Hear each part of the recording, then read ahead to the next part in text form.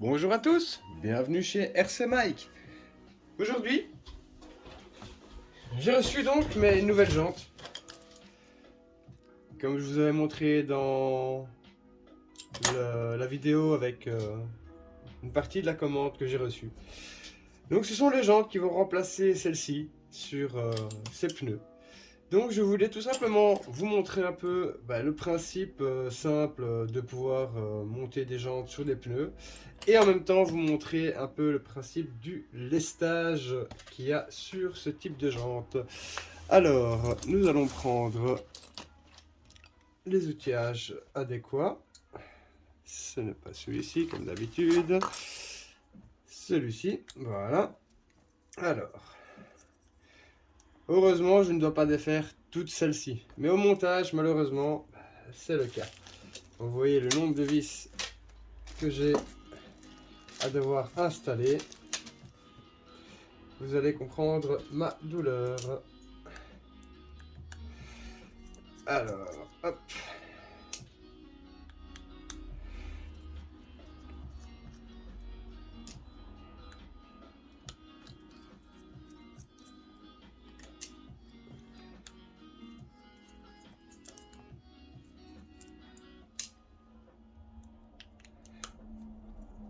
Alors, je sais pas si vous pouvez me dire dans vos commentaires si les musiques de fond que je mets, ça dérange ou pas. Enfin, moi, voilà, je pars sur le principe que j'ai horreur de travailler dans le silence. Donc, voilà. Alors, c'est tout simple, hein. Hop, voilà. On enlève donc la jante qui était dessus. Et tout simplement, voilà, hein. Et ça pince le pneu. Et je vais vous montrer le lestage. Donc comme je disais, c'est une bague centrale en laiton sur lequel je suis tout simplement venu coller. De toute façon, il y a une bande adhésive déjà dessus, donc les plombs d'équilibrage que vous avez traditionnellement sur vos roues de voiture pour équilibrer vos jantes. Donc voilà. Ceci, en lui-même, fait déjà 320 grammes, je pense, au total. Juste ceci. Donc, vous y rajoutez le petit poids de la jante et... Ah non, c'est 300 grammes. 320 grammes avec la jante, c'est ça. C'est 320 grammes avec la jante. Plus 10 grammes de pneus, vous êtes à 330 grammes au total par roue. Donc voilà. Le principe est simple, hein, c'est remplacer la bague centrale de l'un. Hop, voilà. Donc cette bague-ci, hein, fait exactement le même diamètre. C'est exactement les mêmes, sauf que celui-ci est en alliage tout léger. Et là, nous avons notre poids. Donc, je prends mon pneu Louise. Voilà. À l'intérieur, pour ceux qui se poseraient la question, c'est tout simplement un mousse. Je vais vous en chercher un et vous montrer ça. Ça, je n'ai pas besoin de sortir celui-ci. Voilà. Donc, c'est un mousse comme ceci qui est à l'intérieur du pneu. Tout simple. Hein, voilà. Ceci est à l'intérieur et ça fait largement son travail. Vous prenez votre bague. Voilà. Vous l'installez à l'intérieur. Vous vérifiez que le mousse est bien positionné dessus. Voilà. Comme ça. Je prends ma jante. Je l'installe ici à l'intérieur. Voilà. Je prends... C'est bien, oui, c'est celle-ci. Je prends la bague intérieure, pardon. Je la positionne. Voilà.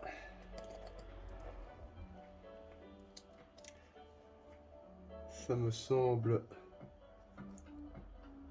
bon. Ok. On positionne bien le pneu sur le centre pour que ce soit... Voilà. Alors, maintenant, il me suffit d'ouvrir un autre sachet, car ça, c'est celle de cette jante-là, que je vais remettre d'ailleurs directement là. Voilà. On ouvre un sachet. Hop. On prend les plus grosses qui servent à resserrer la jante. Alors on ne serre pas tout de suite la première fois, la première vis du moins, car il faut savoir un peu jouer dessus pour pouvoir que les autres prennent. Et comme une vraie roue de voiture, on serre en croix. Comme ça on est sûr et certain que ça vient bien écraser homogènement le pneu. Car c'est comme ça que souvent quand on roule et qu'on insiste sur certains endroits, ça se déjante. Car il n'y a aucune colle, rien du tout sur ce type de jante. Le principe est de pouvoir changer les pneus sans devoir décoller quoi que ce soit. Voilà. On serre donc en étoile.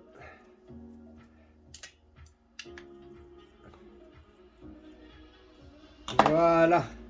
Alors maintenant, le deuxième principe qui est un peu moins drôle, c'est installer toutes ces vis. Alors là, il me faut une autre clé, car elles sont bien plus petites. Voilà. On serre. On va déjà serrer. Voilà. Un peu plus celle-là pour qu'elle tienne. Voilà. On serre pas tout à fait non plus. On attend un petit peu qu'elle soit toute positionnée. Voilà.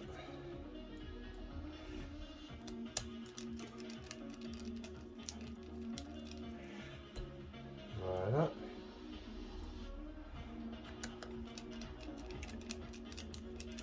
On a quelques-unes, hein. Ça, malheureusement, comme ça vous voyez un peu le temps que ça prend par roue. Il y en a 4 à faire comme ça. Vous verrez que ça prend quand même du temps et encore là, j'ai l'habitude.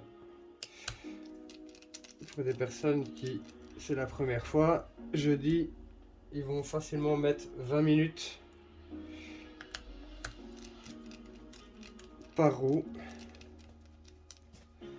Donc si vous commencez, dites-vous voilà, vous allez mettre du temps.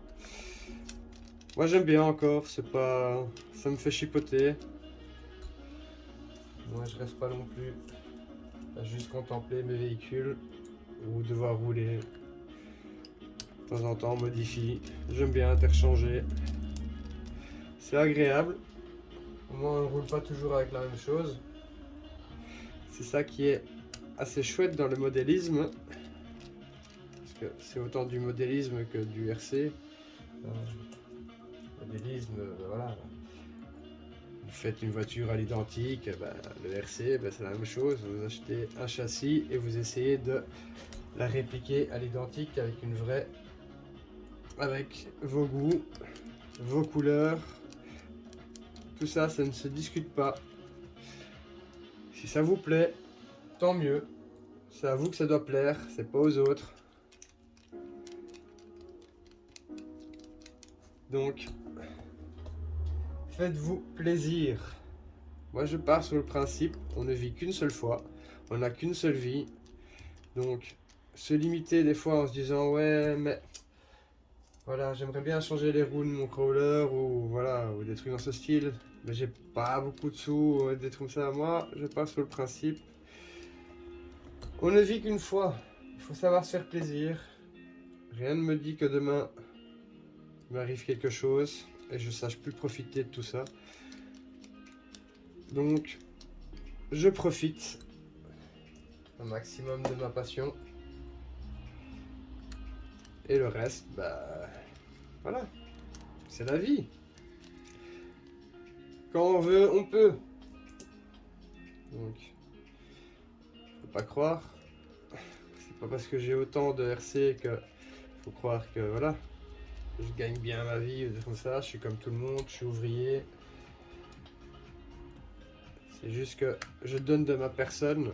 Enfin, quand je dis je donne de ma personne, je travaille, je fais ce qu'il faut pour. Et C'est ça qui fait que, voilà, je peux acquérir des machines telles que je vous ai déjà présentées. Il me reste encore une à vous présenter d'ailleurs. Ce sera dans la prochaine vidéo. Ce sera le Traxxas Sledge. Alors le Traxxas Sledge, je vous explique en 2-3 mots. C'est un véhicule pour faire du batch ou du back. Je sais pas exactement le terme qu'ils emploient. Donc voilà. Ce sera dans une prochaine vidéo. Je vous avoue que c'est aussi un petit monstre de machine. C'est une taille 1/8e. C'est assez gros. D'ailleurs, je n'aurai même pas la place ici sur la table pour pouvoir le poser. Contrairement à l'UDR qui lui, ben voilà, ça allait. L'autre, vous allez être étonnés. En tout cas, ceux qui ne le connaissent pas. Ce qui m'étonnerait en tout cas, parce que ça va faire maintenant, je pense, 1 an qu'il est sorti. Donc, je pense que voilà, ce ne sera pas la première vidéo dessus. C'est loin de là, parce que moi-même, j'ai regardé des vidéos dessus avant de l'acheter. Parce que j'hésitais entre un X-Max de chez Traxxas qui coûte 1200 € quand même. Hein. Mais voilà. Voilà. Un petit exemple. Hein. Elle est montée, elle est faite. Le pneu tient bien dessus. Maintenant, avec la magie du YouTube, je reviens tout de suite avec les 4 autres jantes mises et on les place sur le véhicule. À tout de suite. Et voilà, les 4 jantes sont faites. Hop là. Voilà un peu le résultat. Je trouve que ça donne super bien. Alors, vous prenez une clé. Il existe différents types. Hein. D'habitude, c'est petit comme ça, fourni souvent avec les véhicules. Moi j'ai, voilà, le gros. Moi celui-là, je suis sûr de ne pas le perdre. On dessert l'écrou central. Hop. Voilà. On enlève la roue. Rien de plus simple. On y place la nouvelle. Hop.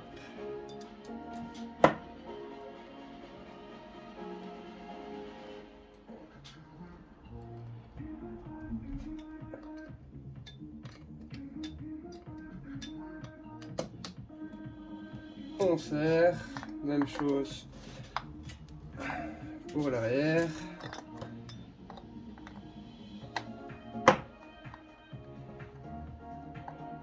Il y en a qui travaillent avec des petites visseuses, ainsi de suite. Moi je préfère en soi faire à la main, comme ça quand je serre, au moins je sens la force que je mets et je risque pas de forcer sur les filets. Je sais que mon écrou est bien rentré dès le début et non pas mis un peu de travers, parce que souvent c'est ce qui arrive. Et alors la visseuse, elle force sur le filet, puis après votre filet il est abîmé et vous devez changer toute la pièce. Et là ça demande un peu de travail, alors c'est pas pour les quelques secondes que ça vous prend en plus en faisant à la main que voilà. Alors j'ai déjà avancé le travail, j'ai fait l'autre côté aussi avant. Hop là, j'étais trop impatient de voir un peu le résultat. Donc voilà, avec celle-ci je peux pencher, je peux tourner sans aucun souci. Ça vient vraiment à fleur, parce qu'il y a toujours quand même un léger déport, mais beaucoup moins que celle-ci. Certes, celle-ci était nettement plus belle, mais malheureusement impraticable. Donc voilà, je vais certainement, à mon avis, les remettre en vente, ou un truc comme ça. Je ne sais pas ce que vous en pensez de ces jantes. J'ai aussi placé le pare-choc à l'avant, comme j'avais parlé dans la présentation du TRX 4 Bronco. J'avais dit que j'allais recevoir incessamment sous peu mon pare-choc. Le voici. Je sais pas ce que vous en pensez. En acier, bien sympathique, avec les nouvelles jantes. Je trouve que il déchire comme ça. Maintenant, j'avoue, il y a un peu trop d'autocollants. Je pense que j'en ai enlevé quelques-uns. Je ne sais pas encore exactement lesquels, mais voilà. Moi, je trouve en tout cas qu'il donne super bien comme ça. C'est magnifique. Voilà. Donc c'est tout pour aujourd'hui. Je vous dis à bientôt sur une prochaine vidéo qui normalement, comme j'ai dit en début de vidéo, sera le Traxxas Sledge. Donc voilà, je vous souhaite à tous une agréable journée, une agréable soirée aussi, ça dépend à quelle heure vous regardez la vidéo. Et n'oubliez pas le petit pouce bleu, de vous abonner si vous ne l'êtes pas, car je fais des nouvelles vidéos assez régulièrement. Donc voilà, ciao ciao à tous!